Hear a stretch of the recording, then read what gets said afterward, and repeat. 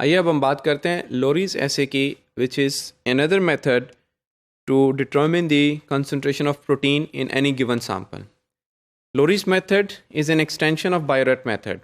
इसमें हम protein copper complex के अलावा एक एडिशनल स्टेप देखते हैं to determine the concentration of the protein, which gives it more sensitivity as compared to the previously discussed method, that is the Biuret method. Alkaline solution की मौजूदगी में copper protein complex बनता है और इस complex को फिर हम यूज़ करते हैं to reduce the Folin's reagent.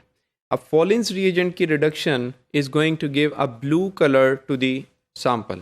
So here is the same principle that if there is more protein, there is more complex of copper and protein in alkaline solution, there is going to be more reduction of Follins reagent, and ultimately the intensity of blue color is going to be more as compared to the those samples in which protein is present in less quantity.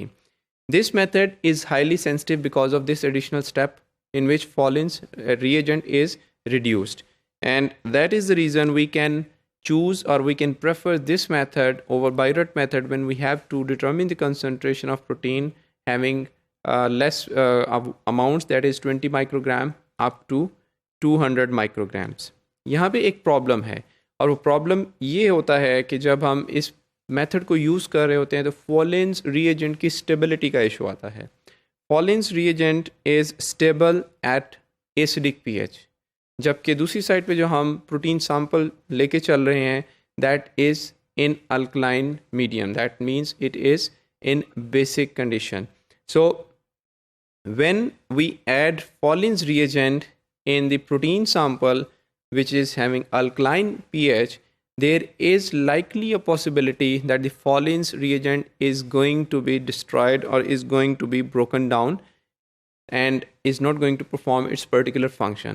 Therefore, it is always suggested कि जैसे ही आप Follins reagent अपने sample में डालें उसको immediately mix करें so that the alkaline pH don't have any time to destabilize the Follins reagent and break it into its components. And that immediate vertex mixing makes it possible that Follins reagent gets reduced because of presence of the protein copper complex, and it gives the color that reflects the presence of protein. Now, Biuret reagent में हमने देखा था copper ion makes a complex with peptide bonds.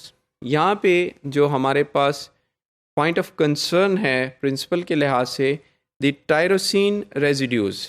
The tyrosine residues they carry the phenolic group.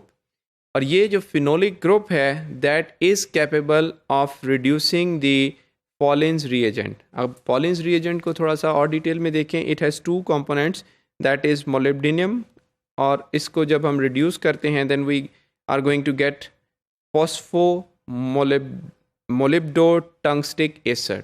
अब ये acid जो है that is going to be reduced in the presence of phenolic group of the tyrosine residues. Protein concentration तो determine हो गई, but आप देखेंगे कि सेम अमाउंट या same colour intensity is not going to give you the same concentration. जितने amount number of tyrosine residues किसी particular protein में ज़्यादा होंगे, कलर इंटेंसिटी के ऊपर उतना ही डिफरेंस आएगा. So therefore, we are going to have a variable degree of color intensity, that is blue color, depending upon the tyrosine contents. This method is sensitive because of this addition of Follins reagent, and it can help us determine the concentration of those samples which have protein in less quantity, that is 200 microgram up to 200 microgram, and the minimum level which we can determine is 20 microgram using Lorry's method.